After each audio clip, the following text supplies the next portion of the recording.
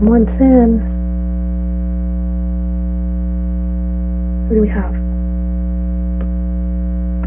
Who's user 1? That's Tom. Oh.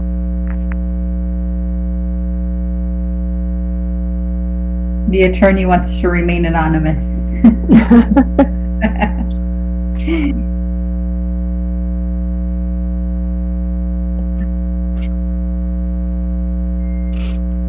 Oh, there we go.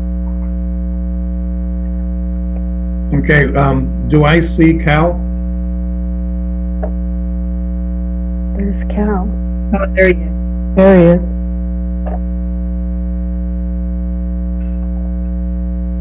Okay, so just Ooh, I get to choose who I want to see.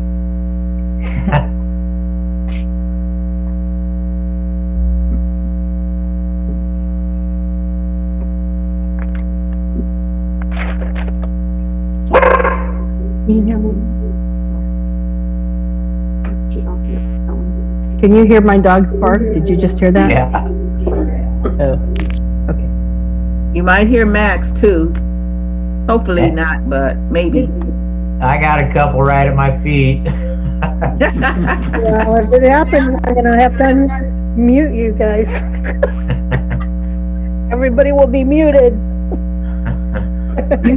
You can mute yourself on and off if you happen to have like a dog that, you know, gets startled or somebody comes to the door. We're starting to hear that background noise when you speak, Norma. You know, that echoing sound.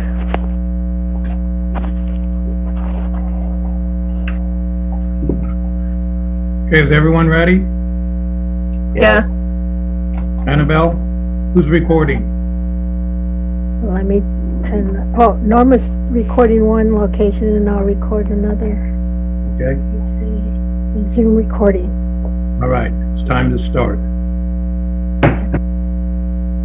The City of Riverbank Regular City Council and Local Redevelopment Authority Board meeting is now in session. Today is April 14th, 2020. It is 6 p.m.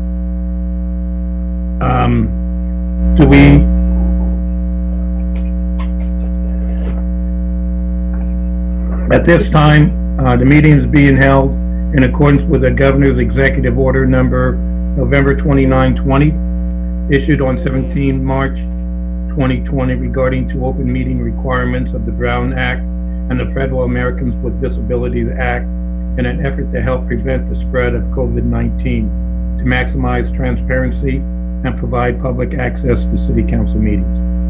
Members of the City Council will teleconference into this meeting using Zoom platform, so bear with us as we attempt to use this new method. Any email comments on the agenda items sent to the City Clerk before this meeting has been distributed to the City Council and will be part of the record. To provide better opportunity to receive public comments during the meeting, you may begin to email your comments right now to the City Clerk at riverbank.org by indicating the subject line, the item number you are commenting on. Let me repeat that. City Clerk at riverbank.org, and you must indicate the number, item number in the subject line so we can quickly be identified. Public comments by phone may be called in when I make the announcement and provide the phone number at that time. Only one call can be received at a time. You're encouraged to use email cityclerk@riverbank.org to comment. For live viewing, meetings are televised on Charter Government Channel 2 and UVerse Government Channel 99. Please rise for, or stay seated for the flag salute.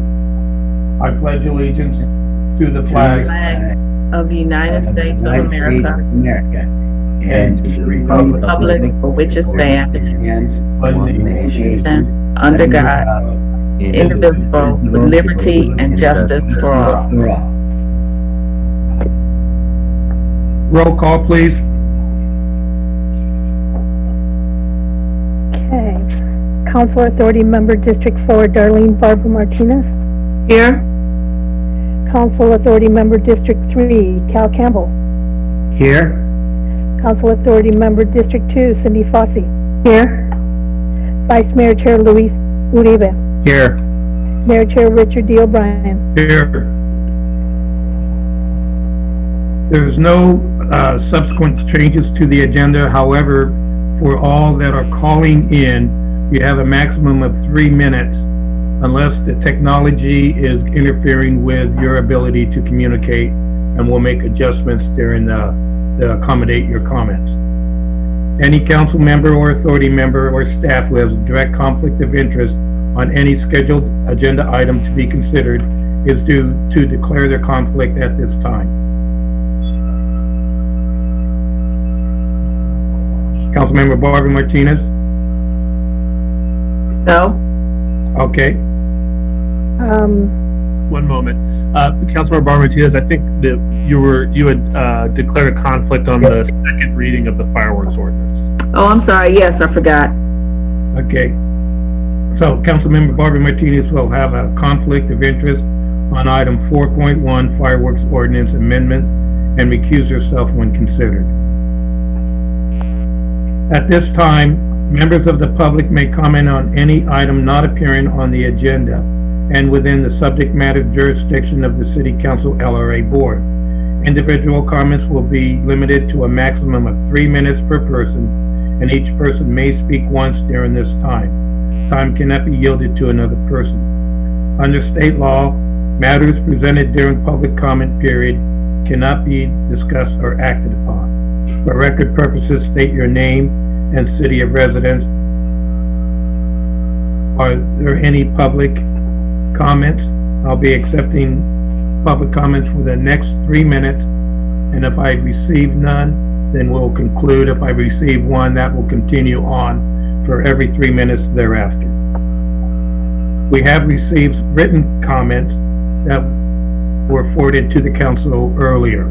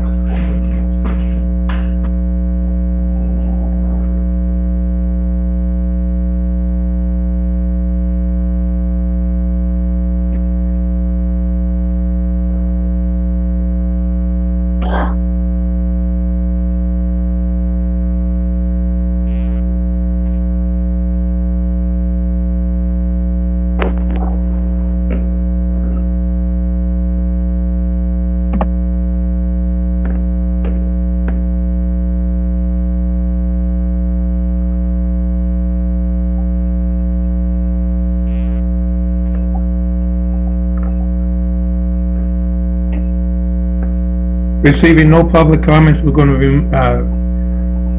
move on to the consent calendar.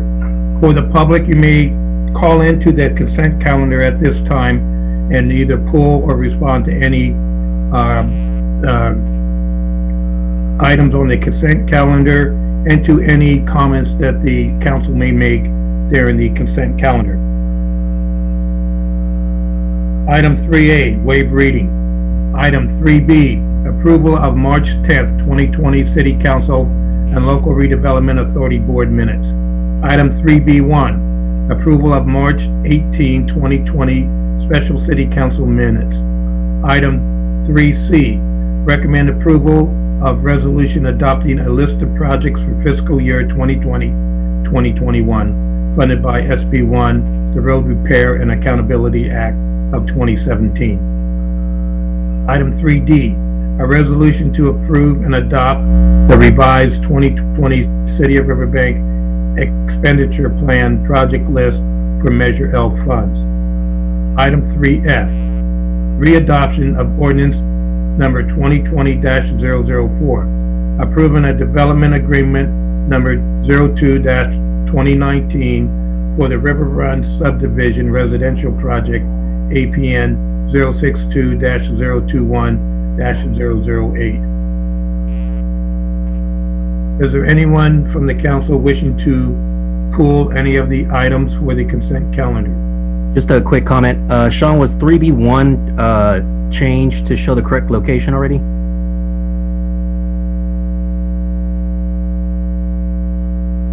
It's not corrected on the posted agenda, but we'll make sure that's a non-substantive change. Okay, thank you. Is there any other comments or anyone wishing to pull? Have we received any public comments on the consent calendar? No, Mayor, there are no written comments. All right. At this time, I'll bring it to the council for consideration. I'll make a motion, we approve item 3 as stated. I second. We have a motion to approve the consent calendar with the minor change for 3B1 and a second. Council Authority members Barbara Martinez, Yes. Council Authority member Campbell, Yes. Council Authority member Fossey, Yes. Vice Mayor Chair Uribe, Yes.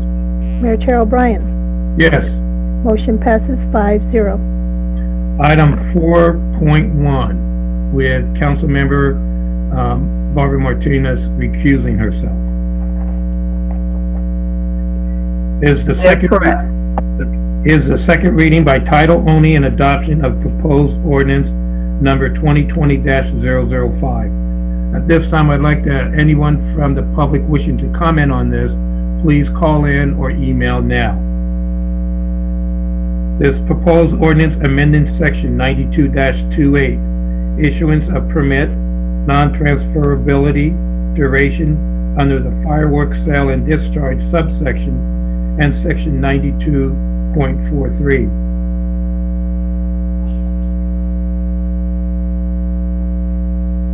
I got a text. I'm sorry. I'm supposed to do something. I can't do it. Fireworks sales and discharge subsection and section 92.43 administrative fines and section 92.44 administrative appeal hearing under fireworks regulation and enforcement subsection of chapter 92 fire protection and prevention under title 9 general regulations of the city of Riverbank Code of Ordinance. Thank you, Mayor. Sorry, but just making sure thank you, Mayor. There is no changes to the ordinance from the first reading. This item was developed, as you may recall, to have changes made to the appeal procedures as well as the amounts people have to post in order to appeal, and the time limit where safe and sane fireworks can be issued. So all of those remain the same, and I'd be happy to answer any questions. Does anyone have any questions for the city manager? Have we received any comments from the public? There are no comments received from the public, Mayor.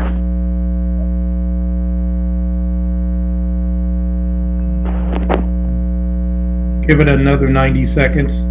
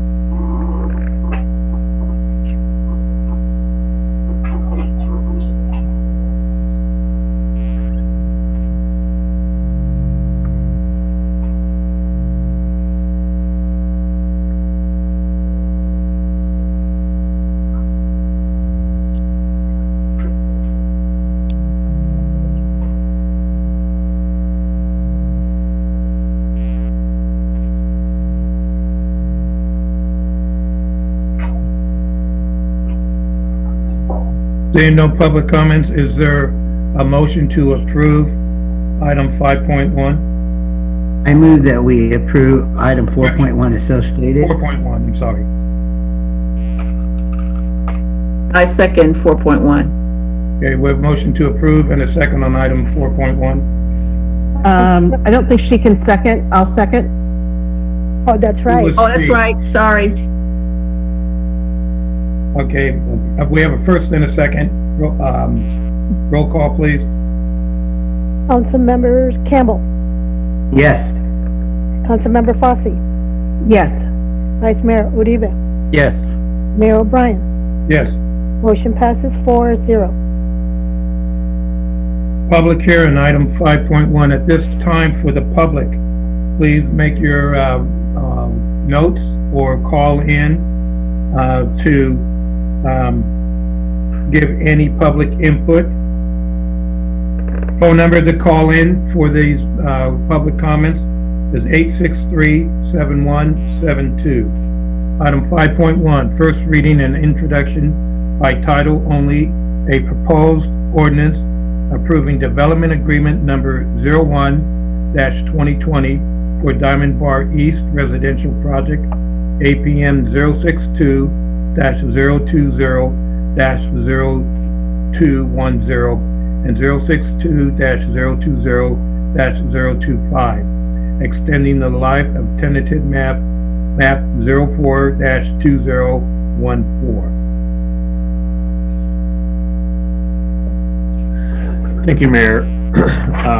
In just a second, the PowerPoint will pop onto your screen, but in the meantime, this is Diamond Bar East, and Diamond Bar East was originally approved way back in 2014 and consisted then and now of a 96-unit single-family residential subdivision. It will be reduced a little bit in this coming project to 85 lots because they're going to build a slightly larger dual park stormwater basin as part of this project. So you could go to the next slide, which Okay. Just a moment. Okay. Is that it? yeah. So the development agreement, in this case, the reason why we're doing a development agreement on this property is that it needs the map is set to expire shortly, and so we need to be able to extend that map so it can move forward. The project has had many suitors over the years, and I'm happy to report that Mark Wilbur, who has built Diamond Bar East as well as the Diamond Bar West, as well as the California subdivision project, both projects have turned out great, has bought this. My understanding is that he's bought this project as well and will develop it after the project he's currently completing. So we can go to the next slide. Here's the vicinity. That's on the corner of Santa Fe and Snedeker. A couple improvements just to note here. The project will kind of cooperate with the city on the corner of Snedeker and Patterson. There's a rail crossing there that's very, very old, and the fees will help fund eventual signalization at that location and a preemptive rail crossing to make it a much more safe crossing. In addition, I mentioned that dual use park basin. That's going to be oversized for this property so that it'll be able to handle a lot of the stormwater in conformance with our master plan on the east side. So it's the first step in dealing with the stormwater issues that we have on the east side over there. You can go to the next slide. Here's the aerial, just in case you wanted to see a better picture of it. Next slide will show you the tentative map of 2015. So this is what they had proposed back then. And then if you move on to the next slide, you'll see tentative map 2020, and you'll see that there's less lots, primarily because if you look on the southern edge there, Lot A, that's 151,000 square foot dual use basin. We're still working out some details with the developer on park amenities but one of the things that has been completed is there will be a walking trail and some amenities included around the edge of the the park, similar to kind of what you see in Castleberg, but more elevated. And then there'll be usable area at the bottom as well. Moving on, the general plan designation is low density residential, 1 to 8 units per acre, and they have changed to a planned development, which slightly amends some of their development standards, but generally this is a low density residential project. The next two slides, Annabelle, you can kind of go through quickly. The project has been found consistent by staff and the Planning Commission as consistent with our general plan policies of design. They've added visually attractive amenities to plan development, as well as they've provided for adequate stormwater and water and wastewater components to the project. The next one is just sort of a for your information, but here's a sample floor plan of what one of the homes. There's going to be a number of different designs, but here's one option. They'll be very similar to the style that you see in Diamond Bar West, so there'll be continuity between the two subdivisions. We'll get to that section. My apologies. I had to print out my PowerPoint so that I could kind of keep track with everybody else. And pursuant to CEQA, staff prepared and the City Council approved an initial study and mitigated negative declaration for the project back in 2014. All mitigation measures will continue to apply for the duration of the development agreement. That includes things like the mayor's common question, which is Swainson Hawk. It includes oak tree. Where possible, we are trying to save any kind of heritage trees, and the developer has helped us with those. In the rare instances where they have to be removed, the developer replaces those at a 2-to-1 ratio. We place them elsewhere in the city. And that sort of finished up the proposal. The development agreement is essentially the exact same development agreement that was approved for River Run just a few items ago. Same concept. It's very similar to the Crossroads West because we're trying to remain consistent with our policies across city, the entire geography of the city. I'd be happy to answer any questions if you have any.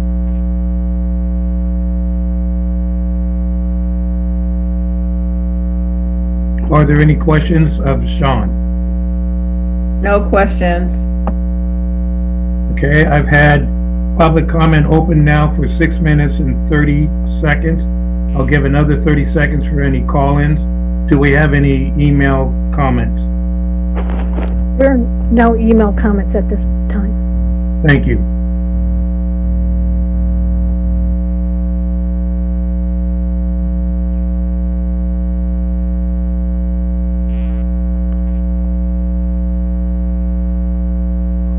For a total of 7 minutes being open for public comments, I now close public comments. I bring it to the council for considerations.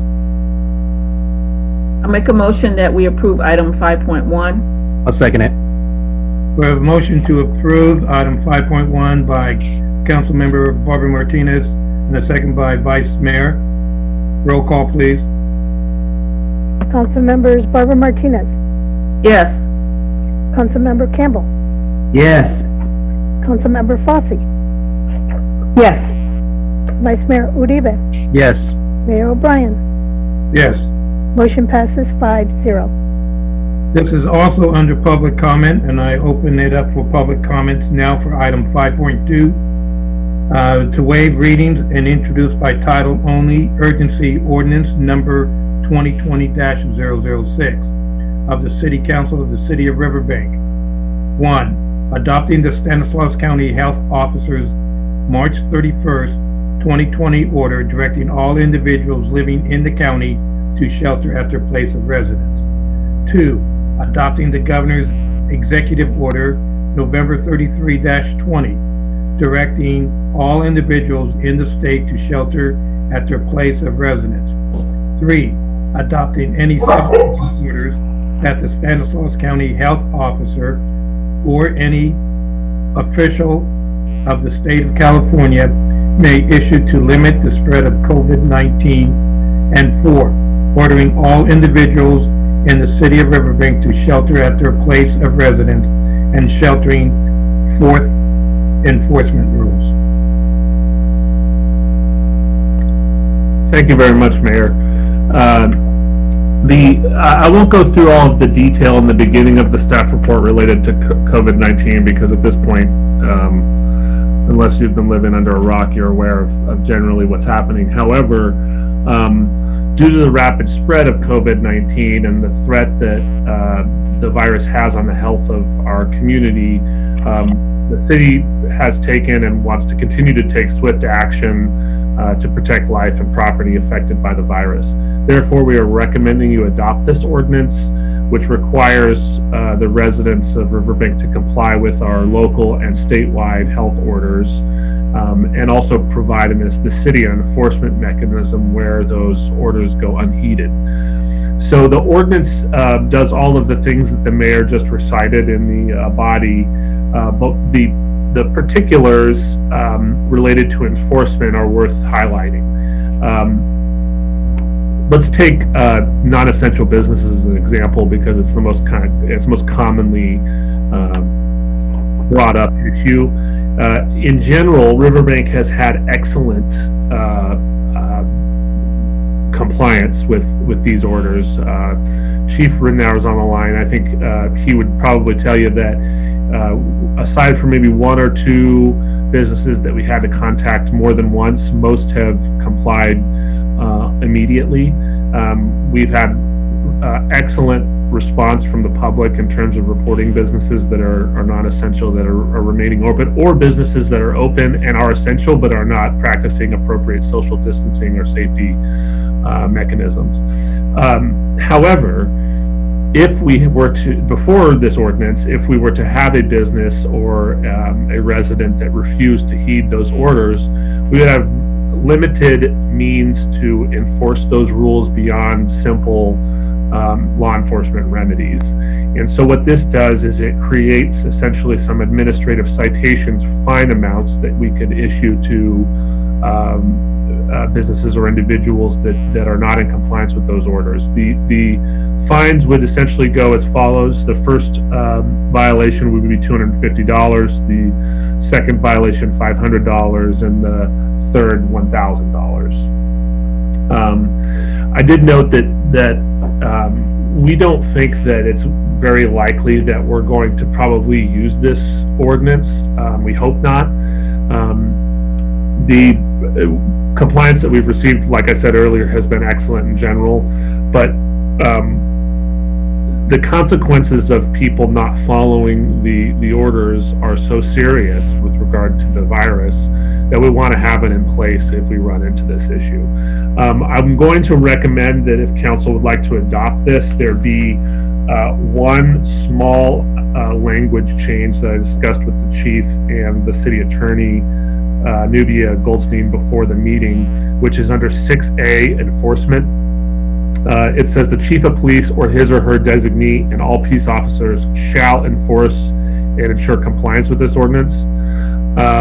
Instead of the word shall, the recommended change would be are authorized to enforce and ensure compliance with this ordinance. The reason we think that that's important to change is that it makes it clear, or more clear, that in the chief's discretion or any other enforcement officers like myself or code enforcement, that we're going to go through a process that's not immediately fining people. It will be contacting them, explaining the order, attempting to get voluntary compliance, possibly a follow-up if necessary, and after that, if there's still no compliance, then we would move to the citation process. This is an urgency ordinance, and so in order to pass, it will require a 4/5 council majority, and it would take effect immediately.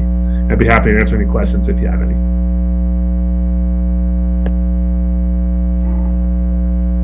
Sean, I do have a question. It's concerning the homeless. I think you know what the question is. How do we enforce that?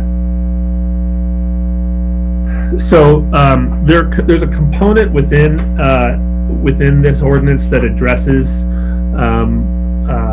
folks that are homeless. Obviously, application of it will be like application of any other code enforcement, where we have to look at it reasonably, and we can't expect folks that have a situation like in their life like homelessness to be able to comply completely with some of the stay-at-home orders if obviously if they don't have a home. But what we would be looking at is situations where we don't have this situation currently, luckily, but let's say that we had a homeless encampment where we had 30 or 40 individuals together. We would be contacting those folks in cooperation with our county partners and trying to work out scenarios for them to separate, to practice at least social distancing where they're located. I don't imagine any scenario where, except in some sort of extreme circumstance, where we would be finding homeless people, under this scenario. This is really more targeted at mass gatherings and non-compliant businesses. But with regard to the other component, one of the issues that's been brought up that I think is probably better addressed in the general COVID update is bathrooms and how we make sure that population has access to restroom facilities. And it probably makes the most sense to talk about that under the general COVID update, which I have as part of my presentation. And the homeless issue is one of the reasons for the discretion to make the change in the 6A as well. I haven't seen it in Riverbank, but I have seen it in Modesto and downtown 10th Street, around that area, where the homeless are still coming on up into your space, asking for money. You got change.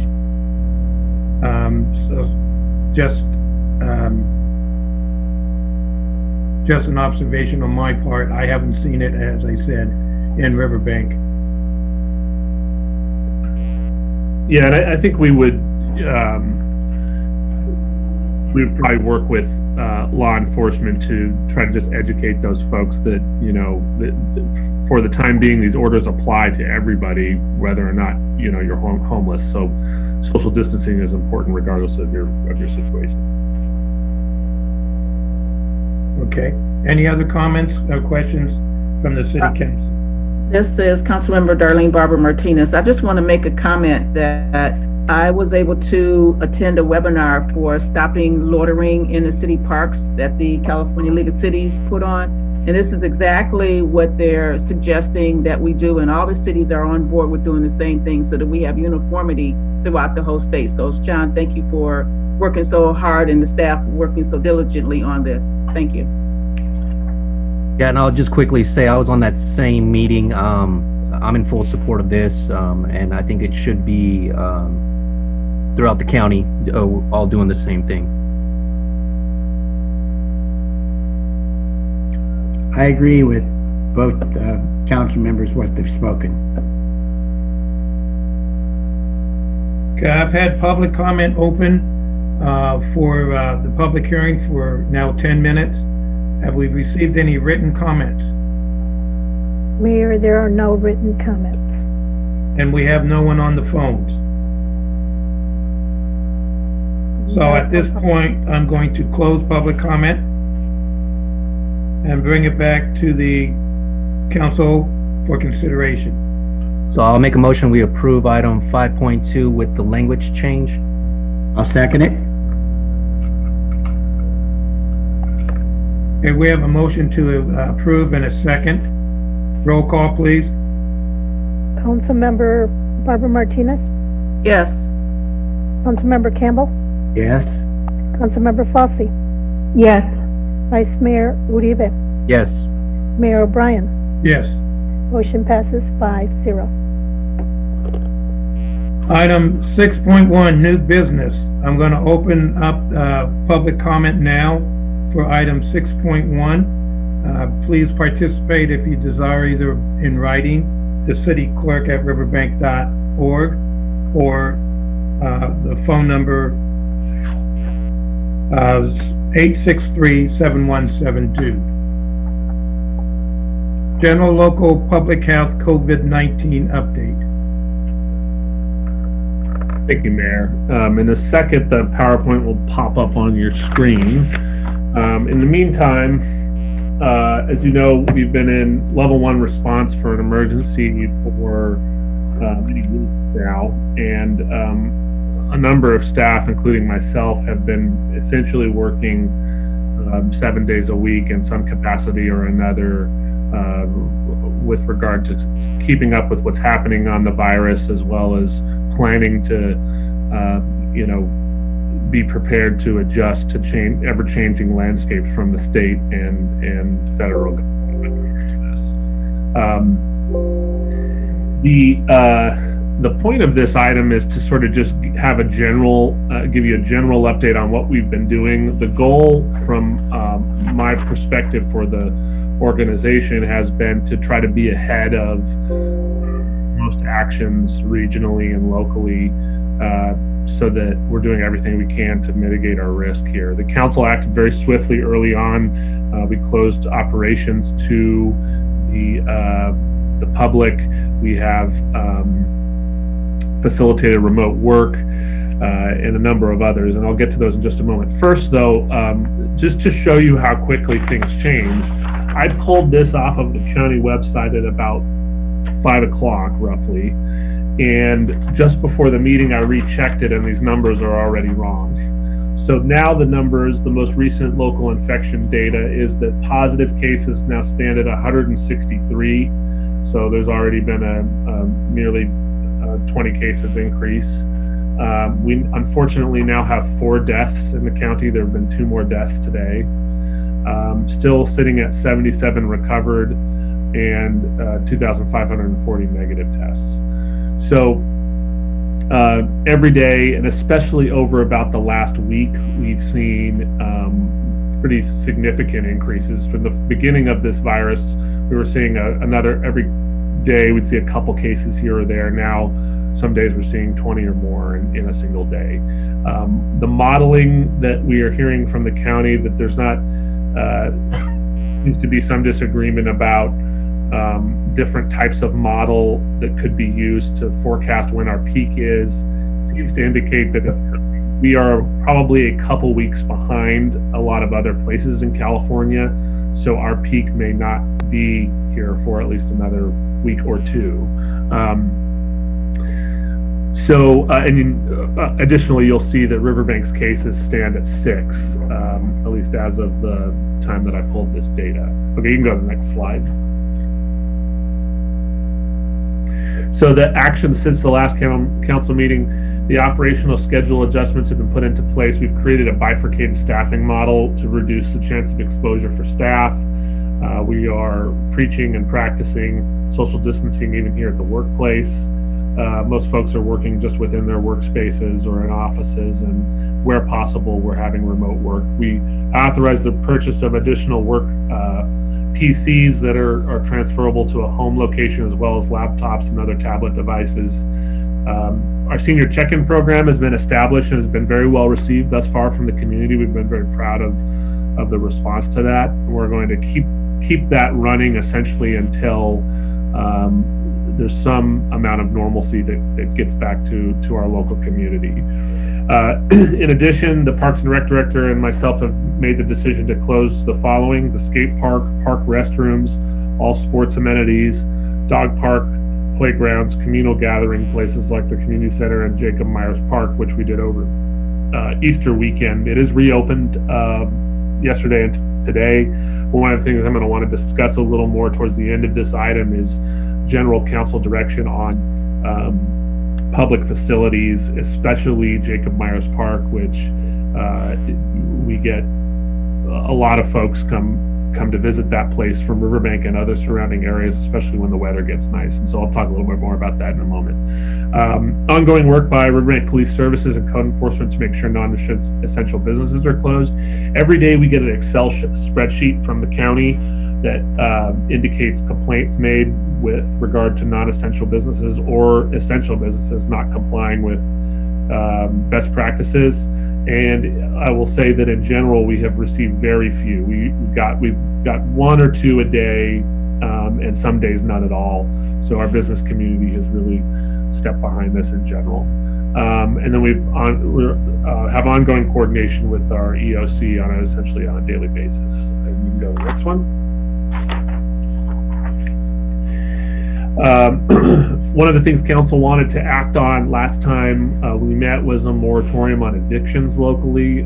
Fortunately, Stanislaus County acted on that about a week later and essentially passed an ordinance that applies countywide and including in cities that places a moratorium on commercial and residential evictions. And in addition to that, the sheriff has advised that his civil division, which processes all evictions, will not be doing any of those during this emergency timeline. The specifics regarding the eviction is related to non-payment of rent. You know, if you can't afford to keep up with your rent, not for things like people trashing a rental property or other sort of bad actor kind of issues. Although I will say that given that the sheriff is not processing those kinds of evictions right now, I think that in general that whole general machine has slowed quite a bit and will continue through the end of the emergency. We instituted the utility billing changes that directed by council at the last meeting. Penalties and no penalties or shutoffs are being applied for this billing period that we would have been receiving at the beginning of this month, I believe. We will kind of keep an eye on what the situation is with regard to the virus and come back to council. Luckily, we bill on a 2-month period, so it really wouldn't become an issue for us to decide until I believe later this month or early May with regard to future billings. Ongoing standard municipal services are still being provided by our staff. We have not closed down the ability for people to get permits or start accounts or sign people up for services that are still available. All of those are still available, and we're doing business slightly differently. So for a small example is if you want to submit plans, and obviously our offices are close to the public, we've created a Dropbox location at one of our local mail stores where people can simply just go drop off plans and they're held for us, and a couple times a day staff go over and pick up all that paperwork and we process the permits as we would otherwise. We're also doing a lot more electronically, allowing it's actually provided an interesting opportunity to get us away from paper, so we're trying to capitalize on that where we can. You can go to the next slide. So follow-up items for council discussion and direction. Ordinance allowing administrative enforcement, you just voted to approve that, so thank you very much on that one. There was a discussion and concurrence from 3 of the council members to discuss Medicare for All. That's the next item after this one. Park facilities, specifically I'd like to discuss public restroom facilities and Jacob Myers Park in a moment. There are 2 other items that have been brought up to me with regard to COVID-19. You probably have received a number of emails from residents in Riverbank related to 5G antenna permitting during the COVID epidemic, and that the city, advocating that the city should not be considering those permit requests at this time. I'll tell you that I checked again with permitting right before this meeting. We have received none, so there have been none to consider. I don't even know that they're rolling out 5G in Riverbank at this time. We certainly haven't had any indication of that for the time being. The other issue is that we have not received direction yet from the public health official on any sort of requirement or order that people wear masks in public. Some cities are suggesting that, or at least recommending that to their communities. That's been stated, I think, by the public health official, but it's stopped short from a full order or recommendation, is my understanding. So that may be something else council would like to discuss. Initially, though, to just sort of start the discussion, the component with regard to Jacob Myers Park that we're concerned about is as the weather improves, especially as we get into the high 70s and 80s and it's beautiful outside. Our concern is that as things start to return at least a little bit to normal, and maybe even some restrictions are eased at the state level. The governor mentioned something about that today, in fact. Our concern is that people have been cooped up for some time and may decide they'd like to go down to Jacob Myers and, play in the park and in the river. And sometimes that park can get to capacity and even into the 400 and 500 population or attendee range. And so our concern is that it's the kind of site, unlike a lot of other parks that we have, that has the potential to get overrun and create an unsafe environment. And so I'd like a little direction from council on the full closure of that park. Our recommendation, Sue and I, would be to close that park through the end of this month and then reassess thereafter. Separately, with regard to restroom facilities, we tried to hold off on closing those as long as we could because one of the things we've learned, or Sue and her staff have learned, is that when those bathrooms are closed, there's a population, and I'm not talking necessarily about the homeless population, I'm talking about all the population in general, all different types of folks, will simply use the outdoors to go to the bathroom, in or around the bathroom that's closed. And the park bathrooms, I think, have been closed for about a week now, and we've already started to see some of that occur in certain locations. So there are some alternatives that we could discuss. We could look at if the concern with regard to our homeless population is that they have no other place to use a restroom, we could look at portable facilities that we cite somewhere specifically in town, or we could look at a couple of our parks where we know we have larger homeless populations locally and simply open up those public bathrooms while keeping the rest closed. So those are the two public facility related questions I wanted to raise for council to discuss a little. And typically we've just made the decision on closures, but Jacob Myers is a large park with regional implications, and it's really a pretty serious policy decision we'd at least like council concurrence on. And then be happy to answer any questions or discuss any other COVID related issues on this item. Hey, Sean, what facilities are you seeing where people are just going to the bathroom outside? Do we know exactly where? The report I got was Jacob Myers was one, but it may have just been that we happened to have quite a few people there that day, so that may not be an issue if the park's closed. And then I think the other locations where they commonly see it are in Community Center Park and Scout Park. Yeah, so I would actually like to see Jacob Myers Park closed. I'm a little concerned about the floating that's going to be happening pretty soon. So maybe we can discuss that with the cities of Oakdale and Escalon on some type of action there. So if we close Jacob Myers Park, I would like to see a bathroom open at the Scout Hall, and then maybe the other one at the community center.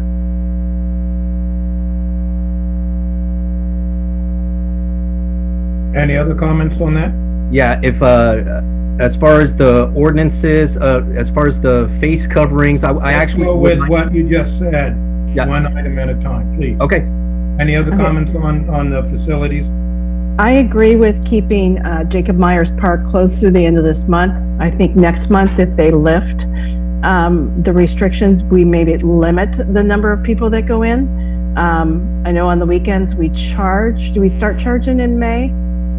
Yes. If so, we have an ability to limit the number of people that go in, and then we can control the crowds.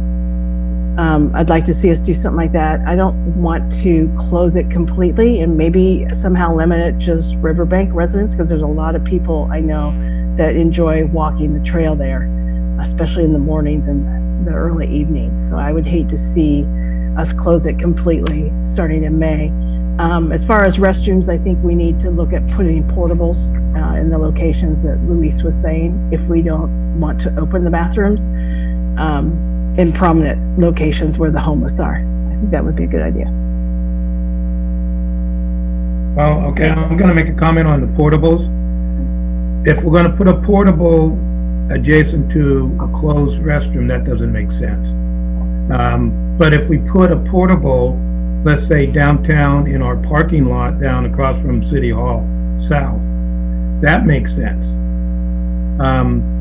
If we're going to keep the parks closed, let's keep them closed. For Jacob Myers Park, there shouldn't be an exception because it is a regional park.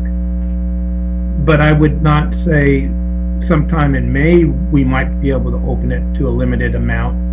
And that would be, and I agree with you on that, Councilmember Fossey, limiting it to residents of Riverbank. And then we would, at the most, have no more than 50% of the capacity for parking. Although that doesn't mean 50% of the parking capacity would give everyone a 6 foot spacing between the next group of people.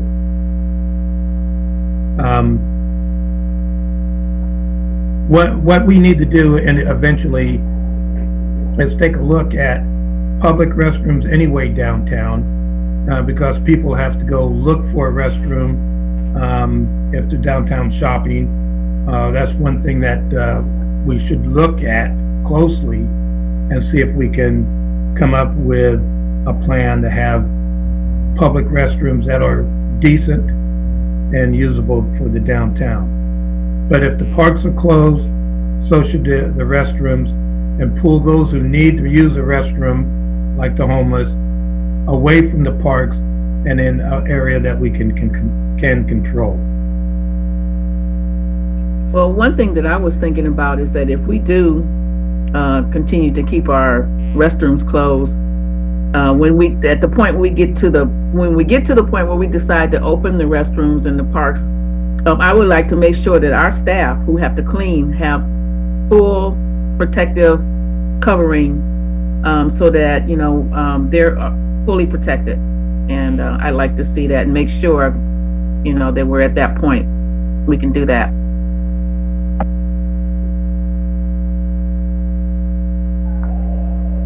Hey, Cal, could you unmute yourself?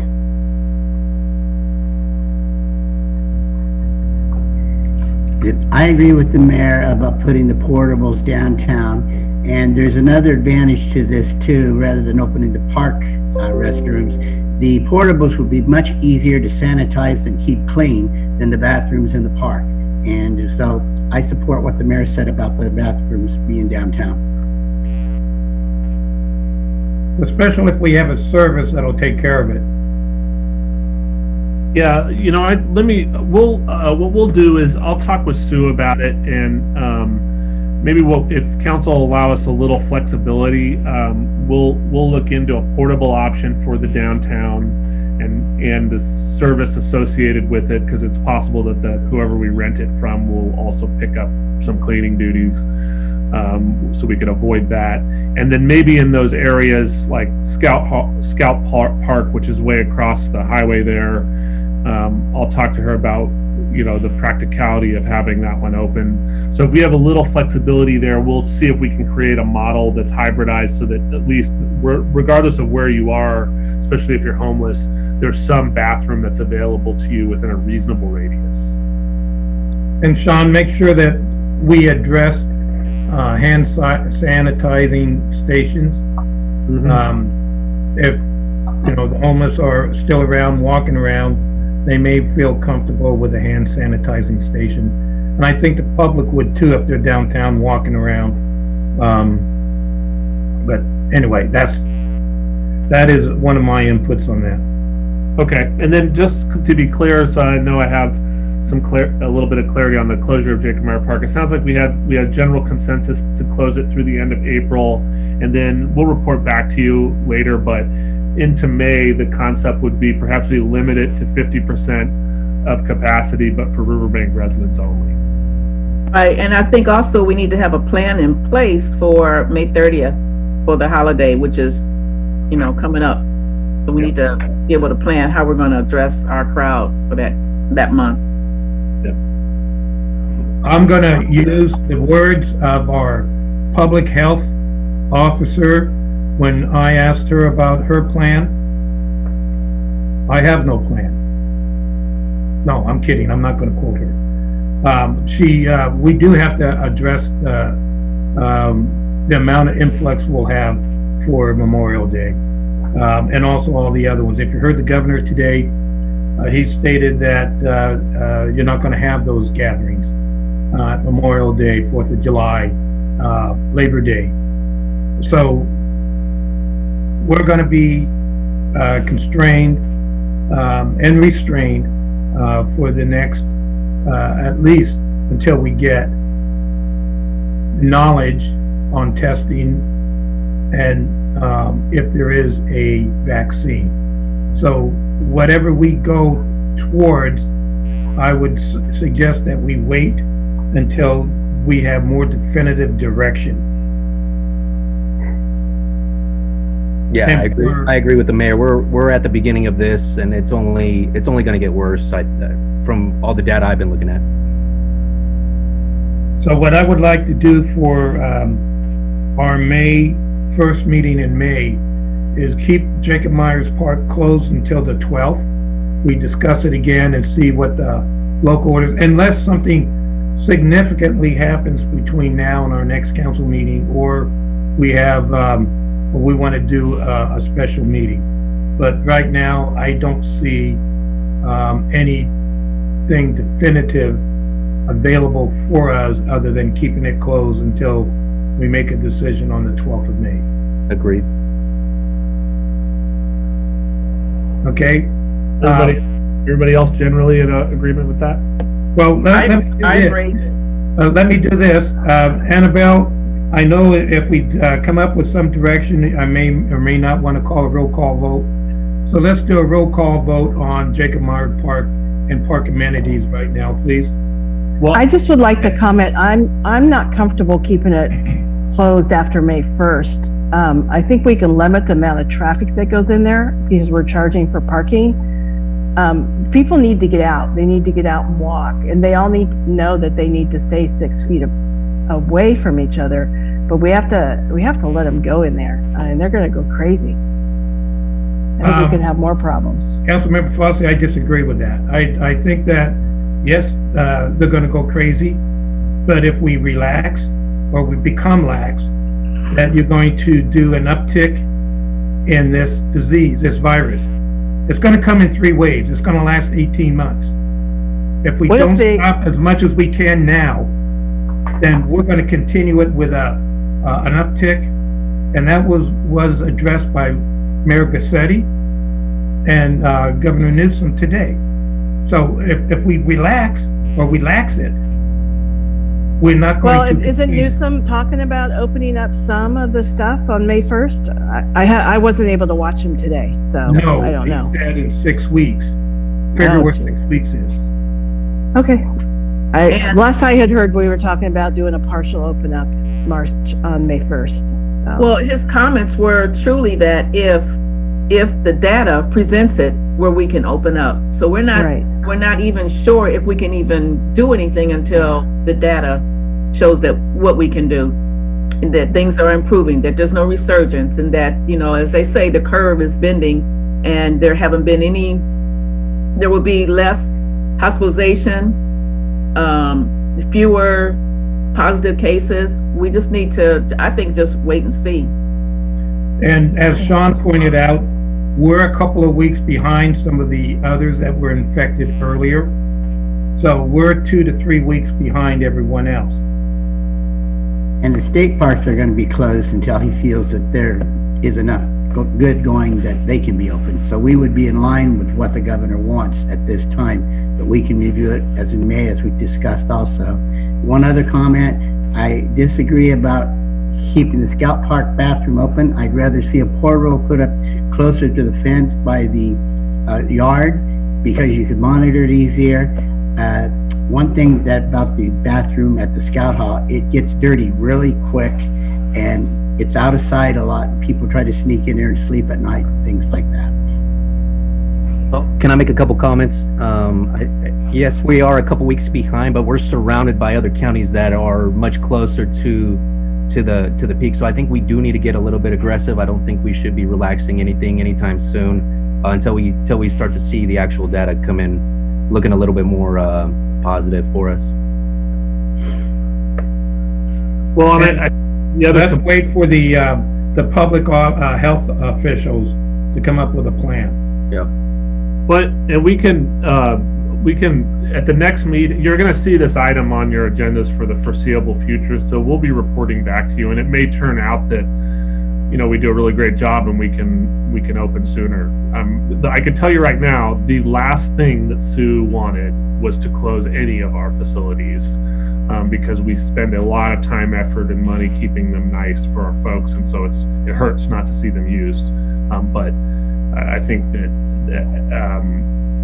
we may look back on this decision and think that it was worth it, at least locally. Well, do we have enough direction, Sean? Yes. Okay, we don't need a vote. We'll keep it on to discuss in the future too. Okay, the other item that was being brought up was face coverings. Yes. Comments? Yep, I would like to see a ordinance just recommending any member of the public wear some type of face covering when going out for essentials. I don't want to wear when I go out in the public. I think if you're staying 6 feet apart, you're okay. I just don't think a lot of people have the ability to buy them, and they're not comfortable, and if you don't wear it the right way, it doesn't do anything. So, if we get everybody N95s and they put them on the right way, fine, but you're going to find so many people not wearing them the right way, it's not really worth it. So I work at a grocery store, so I'm around this just nonstop. And the face covering is not to protect somebody. It's to protect you from giving it to somebody else. So if we can minimize that, the more people that are protecting other people, that's the way to go. And that's just from my day-to-day job, from what I see. I have people just terrified to go to work right now because they're around people that don't want to wear a mask, and we're put into that situation, and we can't do anything. So I think it just makes sense to me. And it's not a mask. It's not a full-blown mask. They just want a facial covering of your nose and mouth. So when you're not spitting it out to the clerk behind or the other shopper next to you. And 6 feet is, they've been showing that 17 feet away, you can still transmit it. I don't have a problem with recommending. I have a problem with saying definitely, but I don't think we would say that anyway. I think recommending that they wear them is good. I know at work they recommend, but hardly any of us are wearing it because we've been together for 2 or 3 weeks, and if we haven't gotten it from each other yet, we're not. So, I don't have Unless a you're problem out with in a grocery store and you touch a surface and then, tickle your Well, that's ears. why I don't touch my face, and I wear gloves when I go to the grocery store too. I have some. You're not, gun. okay, all right. This is I do take precautions. okay. Hey, I'd like to make a comment about the covering. I think that we should recommend that every resident, use the face covering. And it could even be a scarf. It could be, as I say, some type of bandana or anything you can use just to cover. I saw some data where it said that when someone who has the virus coughs, that cough can float in the air and stay in the air for at least 2 minutes. So you don't know, if you're walking through that aisle, you don't know who has been in that aisle before you, or it travels along with the direction of the air that's flowing from the air conditioning or any kind of, air unit, and it goes over to the next aisle. It stays in the air. It's there.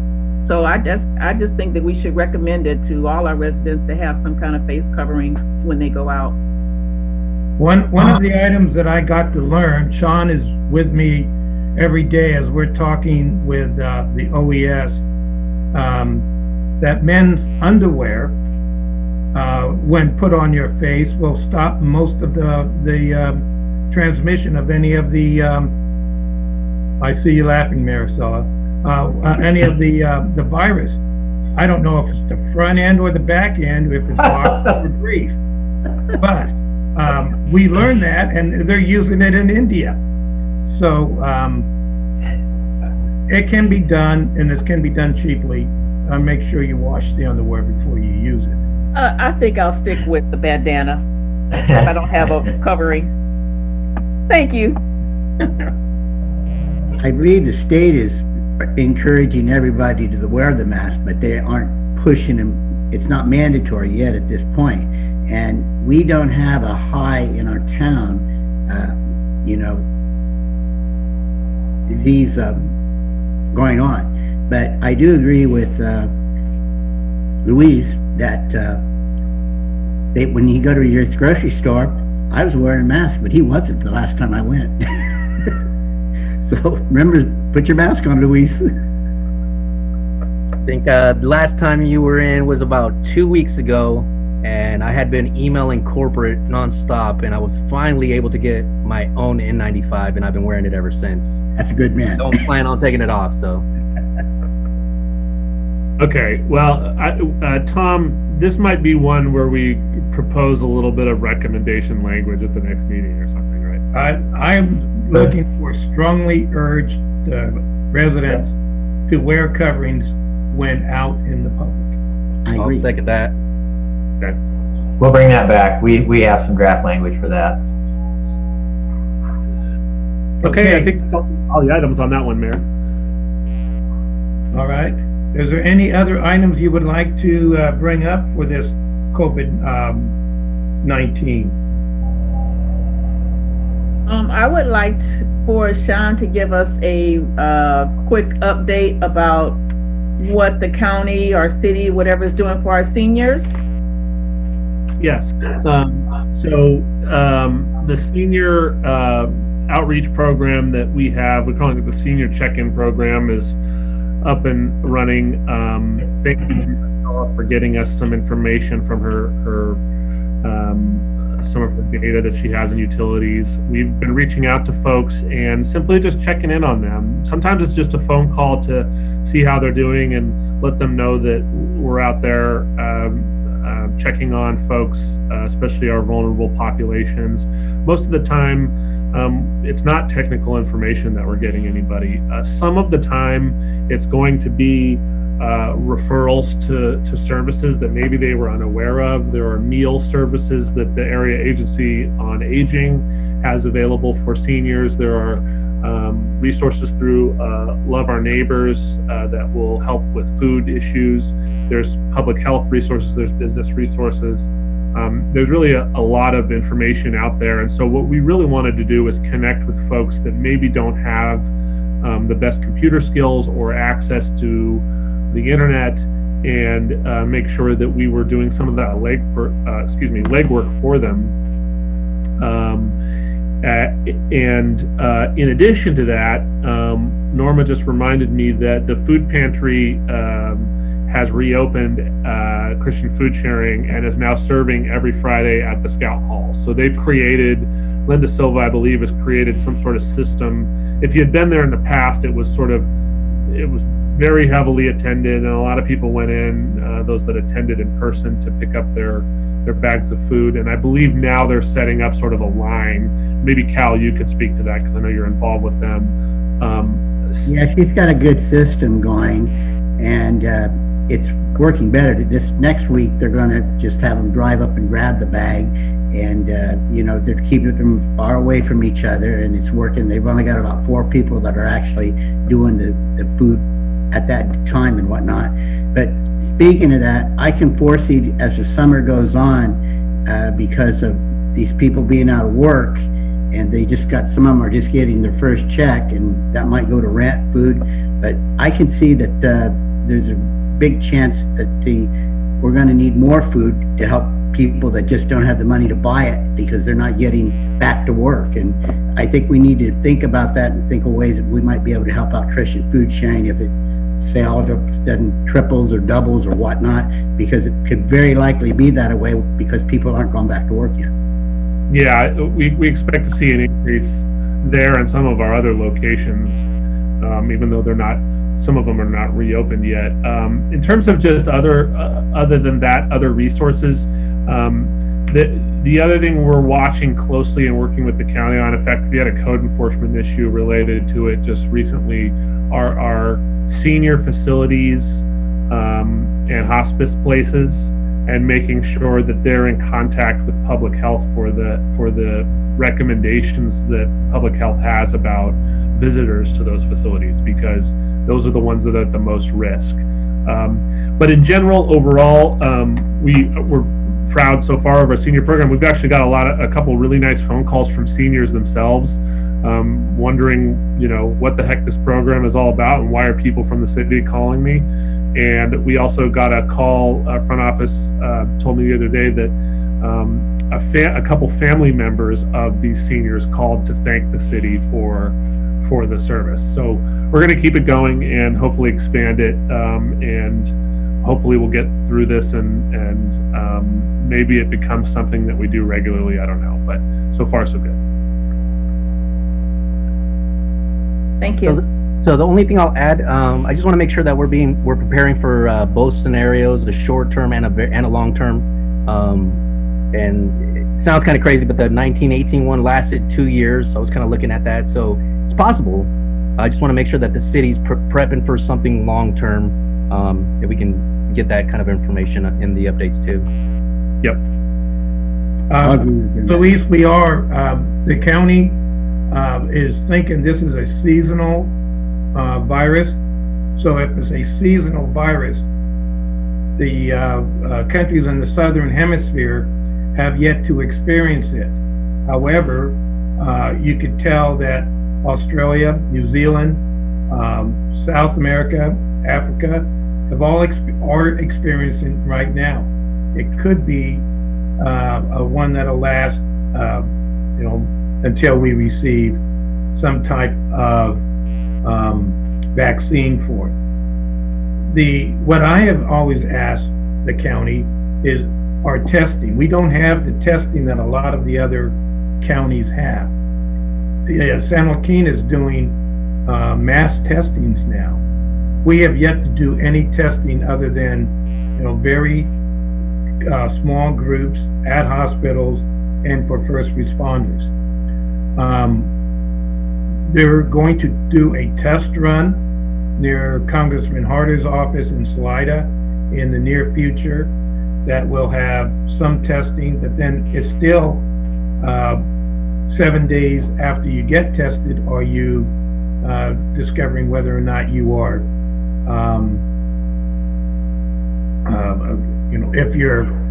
if you have the virus or not. And during that 7 days, if you did not at the beginning, you may have acquired it. What I'm asking for is some type of sampling for statistical analysis to see who has had the virus because they have the antibodies. Rutgers University just came up with a saliva test that can give you the results, they say, within 8 minutes, whether or not you've had it. That would be tremendous for those who have had it, so they could go on out and go back to the workforce. They may have immunities for a while or forever, or until the COVID-19 mutates. But until we get a vaccine, we could be vulnerable for the next year, every day. So we have to be very, very careful on when we open and how we open. And, yes, it's going to hurt. I don't know if Sean, did you send everybody the workforce from UOP? Yeah, I did forward that. Yep. Yeah, if you read it, it shows that we may be going into a depression because of the amount of unemployment and how this COVID-19 is going. So if you ask, are we looking for the long term? Hell yes. And do we want to go the long term? No. And then just FYI, from a Sutter employee told me that the COVID-19's mutated already 3 times. So just FYI. Yeah, according to those that look at that, the mutation is so slight, it's still the same virus. And I get that briefing every day at 3 o'clock. You're welcome to join. We are making a couple of changes that, like for example, Maricela and I, we've signed actually just today, are moving forward with a permanent security upgrade at City Hall South that will create security glass. It had been planned already for just general security purposes, but actually is even more needed now because of the virus. So we're looking at a number of those types of physical improvements to our workspace to try to limit exposure. You know, like you said, if this goes on for 18 months, we can't, I don't think that it's reasonable to assume that the city remains closed to business, to public business for 18 months. I mean, we're going to have to make changes. So we'll be bringing all of those things back on this item.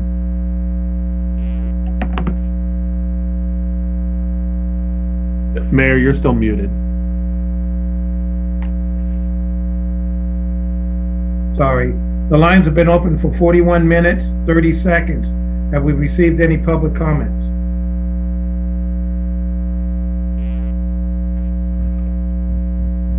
Annabelle? Sorry, Mayor. We have not received any public comments. All right. So, I don't believe we have a motion, Annabelle, do we? No, we do not. We have a direction. Correct. Okay, so I'm closing any public comments. And thank you, council staff.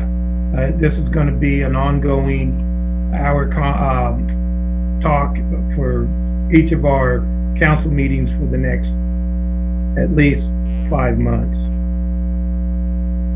Okay, we're going to move on to item 6.2 regarding Medicare for All, a resolution to support of the Medicare for All Act of 2019. At this time, I would like to open for public comments. And if you can email or call in your public comments while we're giving the staff report. Thank you, Mayor. Prior to the March 24th City Council meeting, the council discussed a variety of items directly and indirectly related to COVID-19. One such item of discussion regarding it was a Medicare for All resolution. Prior to the City Council meeting, the city clerk had received a number of public comments, both for and against adoption of such a resolution. During the general update, council discussed whether or not it would be appropriate to consider the request at this time. 3 of the 5 council members stated a desire to at least discuss this matter on an upcoming agenda. I've attached a draft resolution, which is included in your packet as attachment A. Although discussion regarding universal health care has been taking place nationally for many years, the recent requests for consideration of this topic seem to be triggered by the public health crisis we're in right now. The attached resolution states a number of supportive reasons why the Medicare for All Act of 2019 is needed and potentially beneficial for the country. The resolution takes a similar form to many resolutions of support commonly considered by council. Usually those other resolutions of support are generally related to municipal or state or local issues. It should be noted that the breadth and scope of this matter, because of the breadth and scope of this matter, staff is not able to undertake a comprehensive objective analysis of each of the statements contained within this resolution, nor the specific detail of the act it is supporting. To do so would require a significant amount of data and supporting information, most of which has been widely discussed more efficiently at a national level. If council is interested in approving the attached resolution, the resolution should be viewed broadly and for its intended purpose, which is advocacy to the federal government. A number of communities within California have approved the resolution: Oakland, San Francisco, Watsonville, Goleta, Carpinteria, etc. The resolution does not have language that would commit Riverbank as an organization or community to any specific course of action. Supporters submitting public comment on this issue have stated that the society-wide benefits for Medicare for All would extend not only to individuals and families, but also to businesses of all sizes. In addition, comments have indicated that Medicare for All could make the community healthier while decreasing healthcare related financial drain. Opponents of the resolution have stated that consideration of this resolution should not be a priority during this time. Additionally, statements have been made that indicate that other countries that have universal care have struggled to provide care during the COVID-19 crisis. And alternatives to this resolution have been suggested, such as a push for Riverbank as a whole to become a healthier community.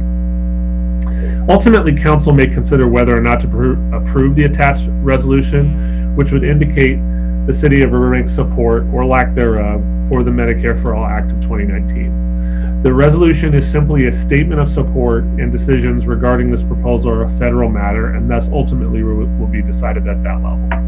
Alternatively, council could choose to take no action for or against at this time and request additional research or table the item for the time being. Details regarding these bills for members of the council or for the public that would like more information are available on congress.gov. The House resolution is 1384 and the Senate resolution is 1129. In terms of financial impact, it's very difficult for me to calculate on something like this because there are probably hundreds of variables. So like I said earlier, it really should be thought of as an advocacy decision for the council versus a practical, nuts and bolts decision. But that's sort of my analysis. I know that it's less than you typically get in a staff report, but the totality of this item is pretty broad, and so it's really more of a council policy discussion. Although, if you were interested in more information, we certainly could look into it more, do a little research on what other communities have done in their adoption of it, and arguments for and against. I'd be happy to answer any questions if you have any.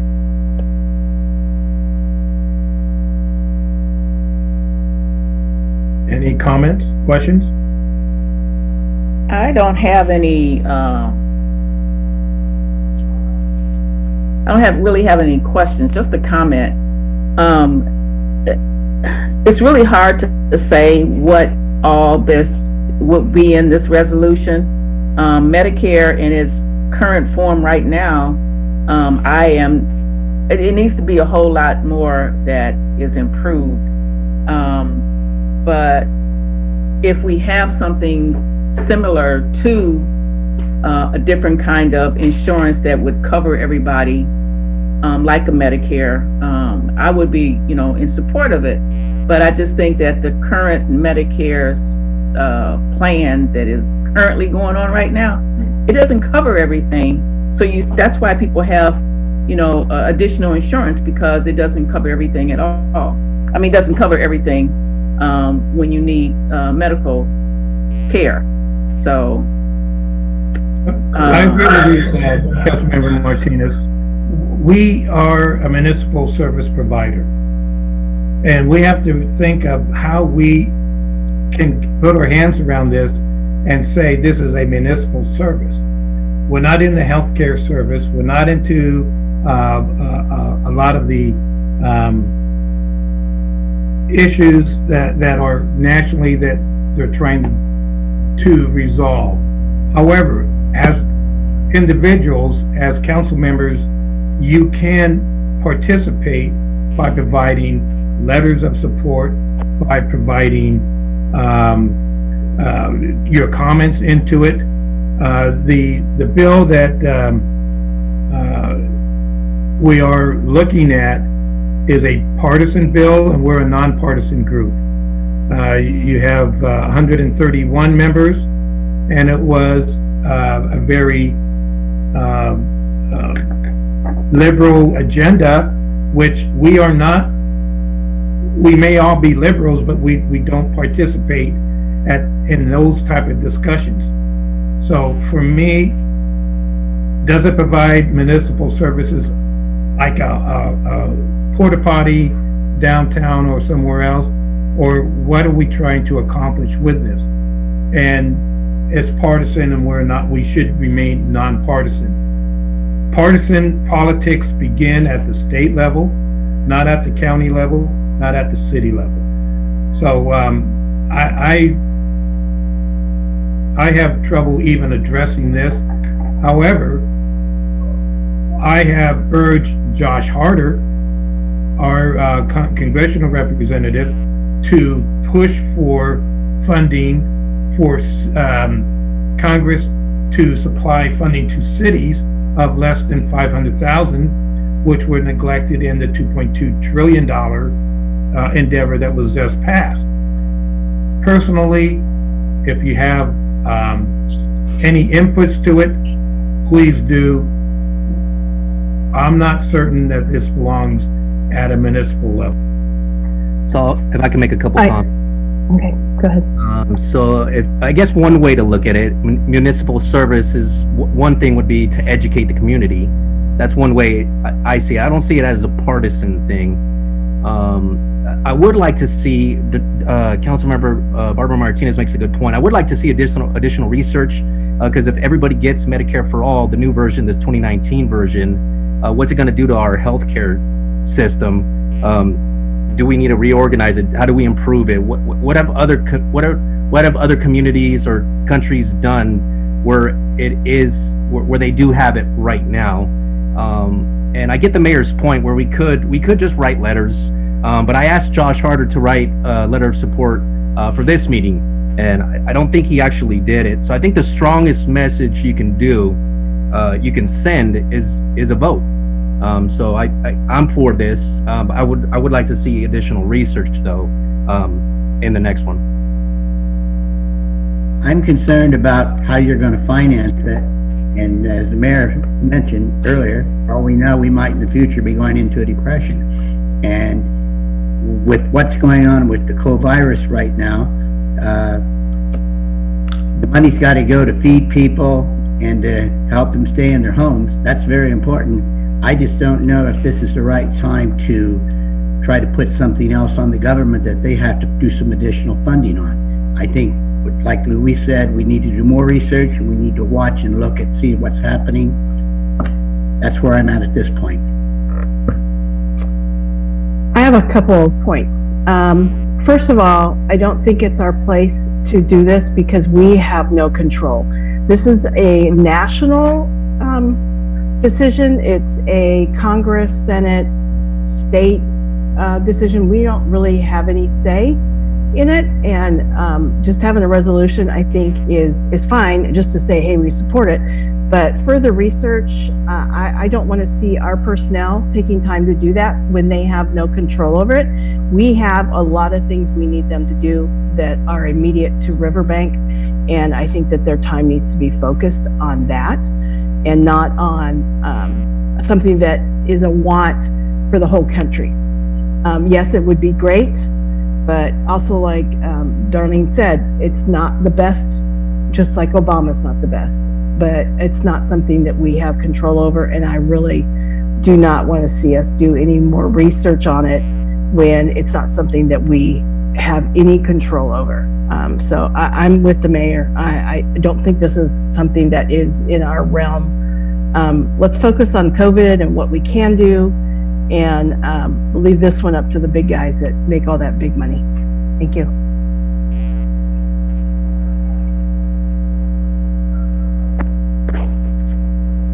Okay, how long have we been on here? About 7 minutes. Is there any public comment?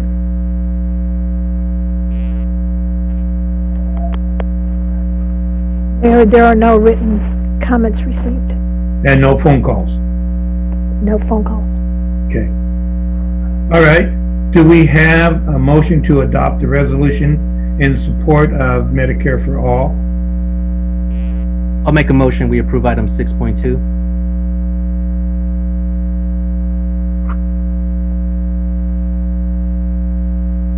We have a motion and no second. Annabelle?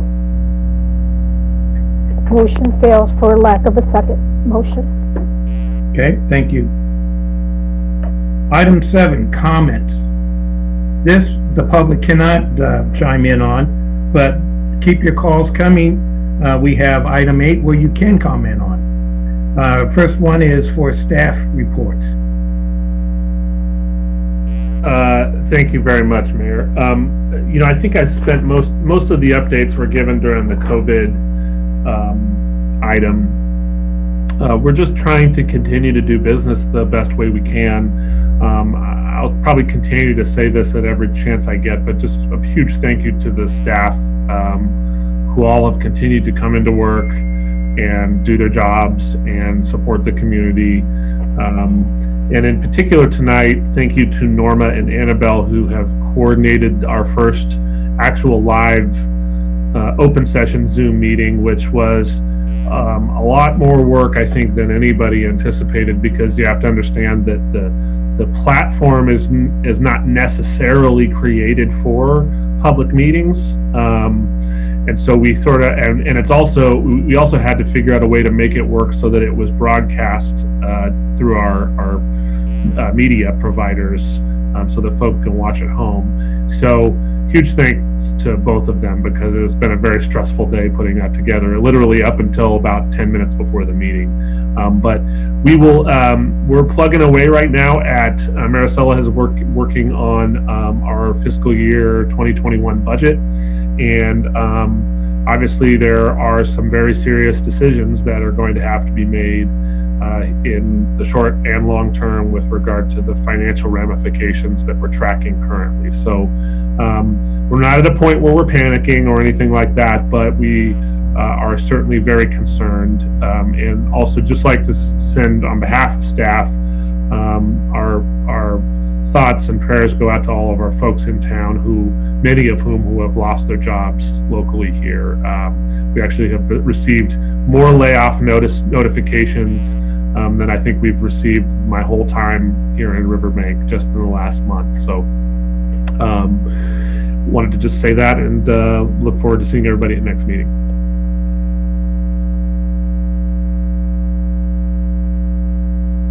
Thank you, Sean.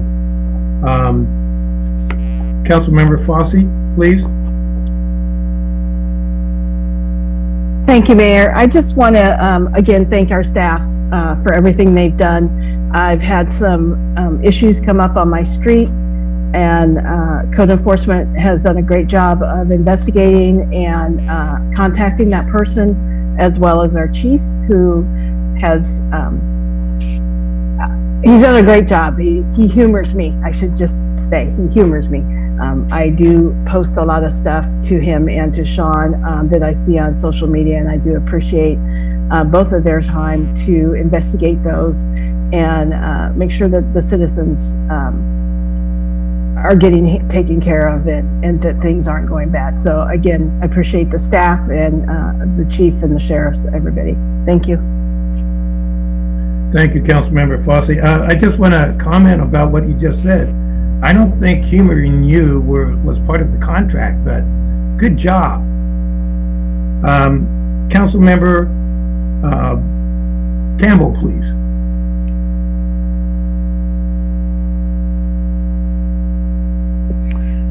Cal, you're still muted.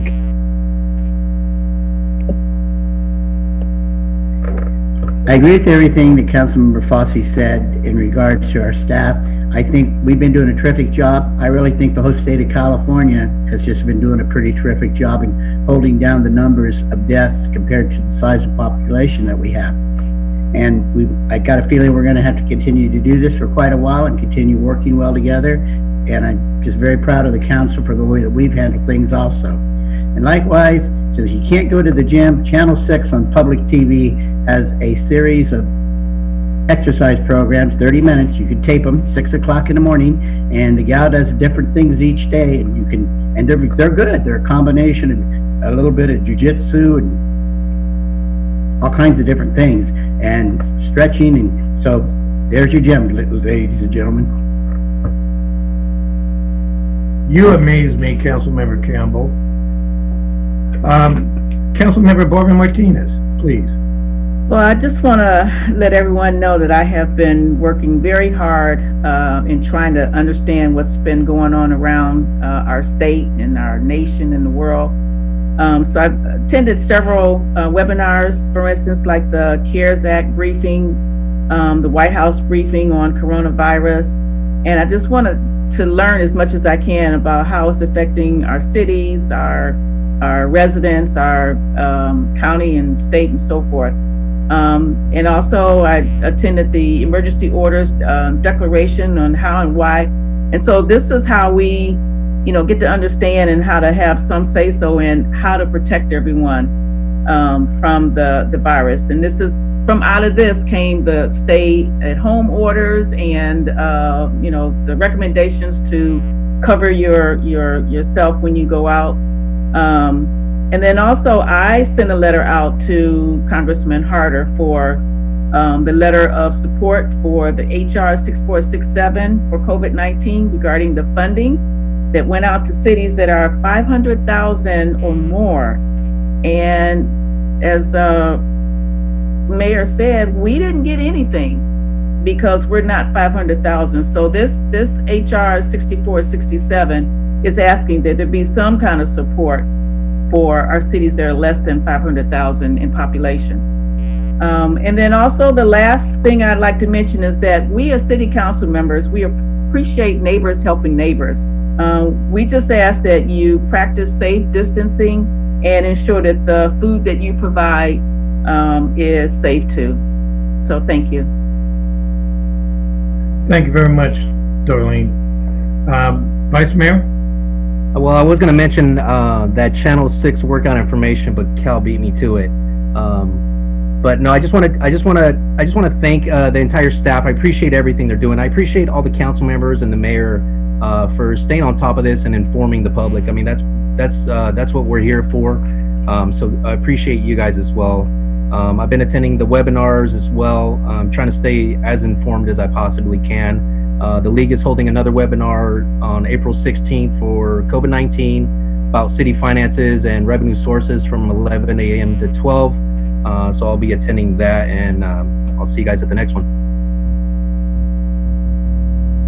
Thank you very much. Just a couple of comments. First off, to the staff. Your resilience and your dedication is something that all of us on the council truly appreciate. And they all have expressed it in varying degrees, but we know how much of a struggle it is for you, the uncertainty. I know Parks and Recs has a very great concern coming on up, but I want them to be assured that all of the council believes that our quality of life is based upon how we deal with our parks and how we deal with our recreations for our residents. And because of this COVID-19, we may have to look inward for a lot of our new qualities that we can bring out when everything is clear. For the council and for the staff, we have differing views. The staff has one view of what we're going to lose and how we're going to make it up, and I have a different view. My quick calculus on loss of revenues in the next year may be close to $2 million. So we have to look for a couple of ways to where we can infuse new monies, and that's coming on up. In one of the areas, I spoke in one of our COVID meetings with the county, and I mentioned to Supervisor Olson about I just touched myself. I'm probably going to die because of it. Supervisor Olson on our tax sharing agreement, and so she's going to look into that very closely. We need that tax sharing agreement. If the county can supply money to businesses, they need to be able to come to an agreement and infuse money to cities. One of the items that is being addressed now but is long overdue is the herd immunity concept, which means we need to know everything we need to know about who's been infected, who has not been infected, and how can we keep the herd, or all of us, alive, and that is through the inoculation. Many of you have heard about the prisoner release. The governor, before he was elected governor, wanted to have a zero bail option for prisoners, which means certain offenders, almost 80% of them, could be released without a bail. And that's coming to fruition. The state is releasing 4,500 or more prisoners, hardened prisoners, who are within a certain amount of time of their release into the general public. Sheriff Dursky has to release anywhere between 80 to 350 in the county. So what does that mean?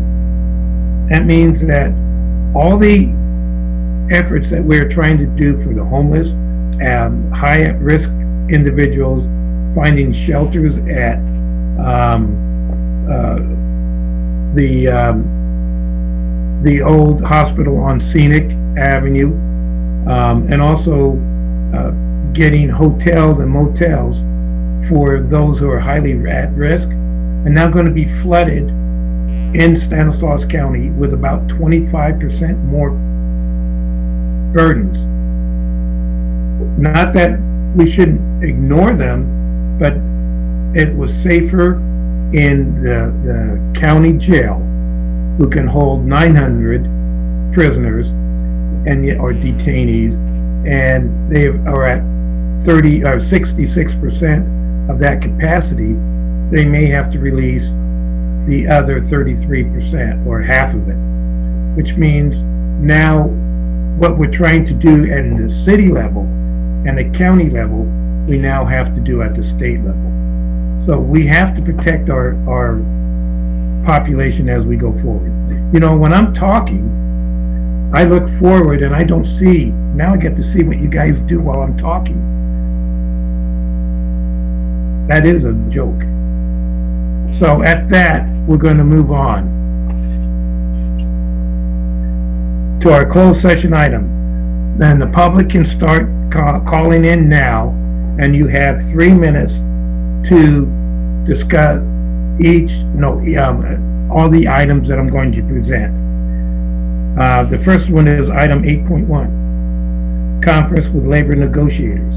Pursuant to Government Code 54957.6, Agency Representative, City Manager Sean Scully, Employee Organization Riverbank Miscellaneous, Employees Bargaining Unit, and Riverbank Mid-Management Bargaining Unit. Item 8.2, conference with real property negotiators pursuant to Government Code Section 54956.8, property 062-031-005 through 007, agency negotiator Sean Scully, city manager, property negotiator Ametis Inc., under negotiation, price, term, or payment of both. Item 8.3, threat to public services or facilities, pursuant to Government Code 54957, consultant with City of Riverbank Director of Emergency Services. If there's anyone from the public wishing to comment on any of these items, please call now.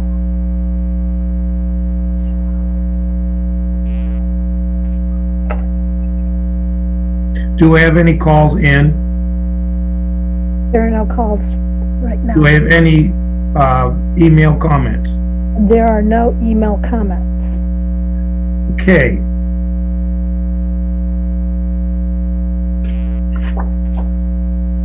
So now we adjourn to closed session, and I do have my gavel.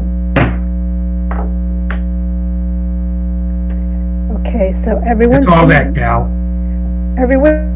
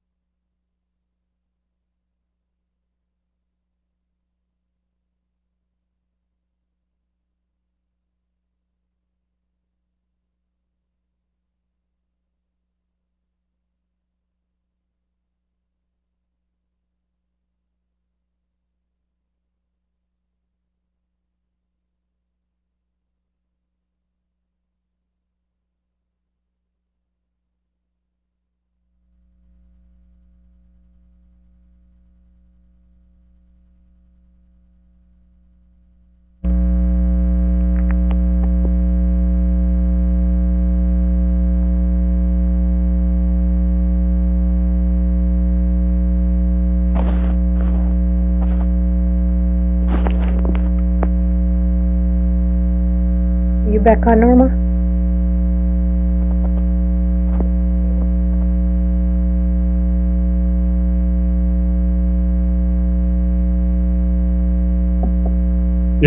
You're muted, Norma.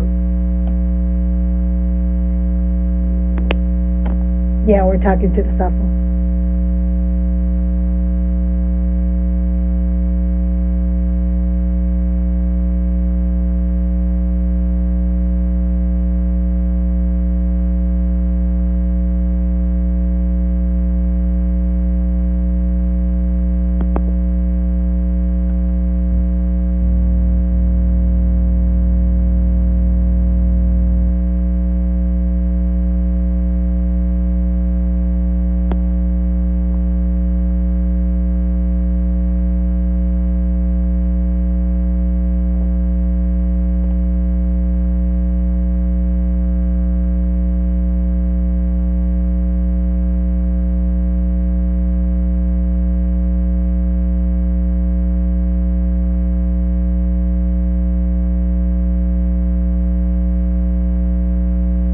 Okay.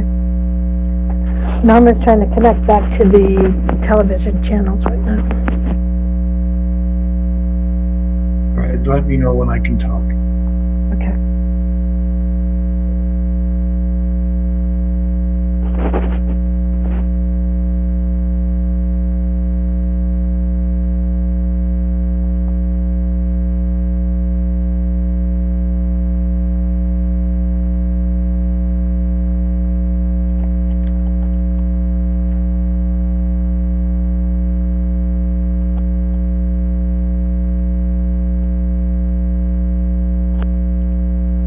What happened?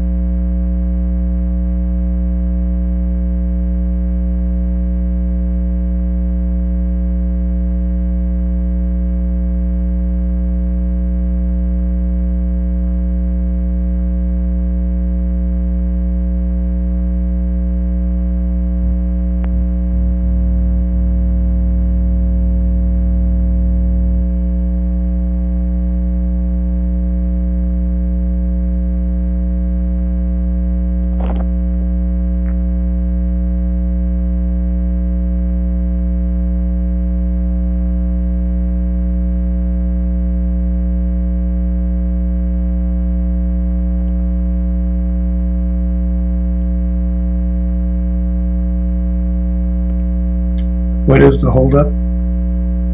Connecting to the government channels. Okay, don't wait too long. Cal is transforming.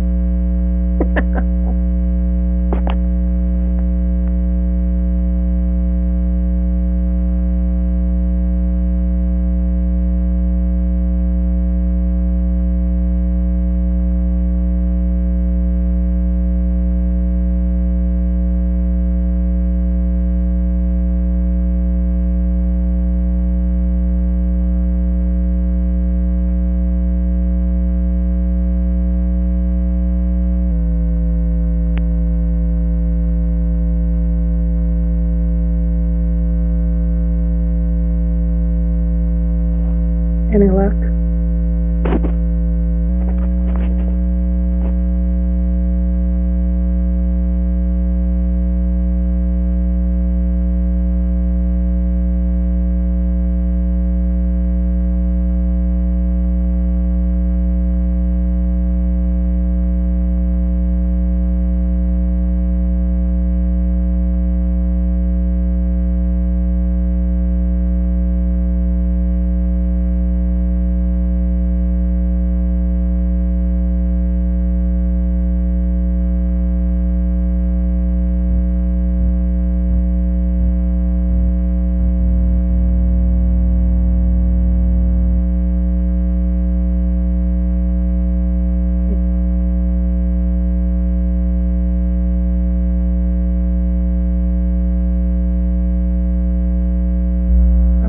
So we're gonna go ahead, right?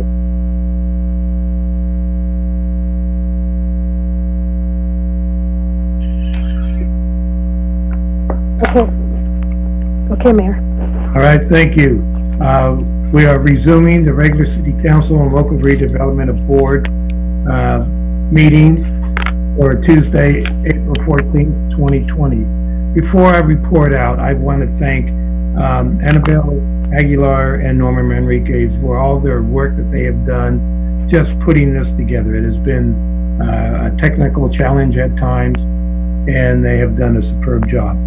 And I also want to thank the residents for, if those of you who are watching, put up with this menagerie of different faces in different parts of the world.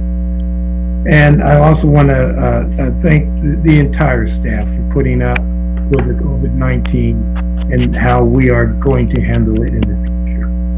So, item 9.1, report from closed session on item 8.1. Conference with labor negotiators, Riverbank miscellaneous employees, and mid-management bargaining units. Direction has been provided to staff. Item 9.2, report from closed session on item 8.2, conference with real property negotiator, Ametis Inc. Direction has been provided to staff. Report from closed session on item 8.3, threat to public services or facilities. Direction has been provided to staff. Our next City Council meeting will be on Tuesday, April 28th at 6 p.m. This meeting is now adjourned. Good night. Good night. Thank you. Right. Thank you all. Appreciate it. Good night, everyone. Good night. Good night, Sean.